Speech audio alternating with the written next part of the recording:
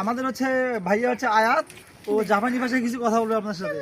ভাই আমার জাপানে থাকে, ওর আব্বু আম্মু সহকারে জাপানে থাকে, আমরা জাপানি ভাষায় কিছু কথা বলবো। হ্যাঁ ভাইয়া, তুমি কি ভাত খেয়েছো জাপানি ভাষায় একটু বলো তো দেখি। এখানে এদিকে বলো, জোরে একটু জোরে জোরে বলো, জানি শোনা যায়। হ্যাঁ, তুমি কি স্কুলে গিয়েছিলা, এটা বলো জাপানি ভাষায় বলো। তারপরে তুমি হচ্ছে গিয়ে, আমি প্রতিদিন হচ্ছে স্কুলে যাই, বলো। একটু কাছে আসবা, বুঝছো। তারপরে হচ্ছে গিয়ে তুমি হচ্ছে গিয়ে বাংলাদেশে আসছো, ওইটা জাপানি ভাষায় বলো।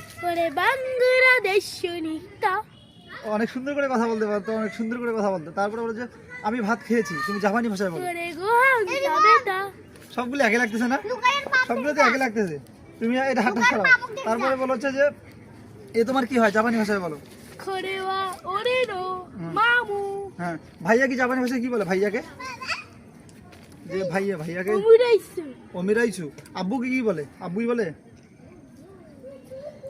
পাপা। তারপর আম্মুকে ওকা ছান, আম্মুকে বলে ওকা ছান নাকি। এইটা দেখি কেমন দেখি, সবাই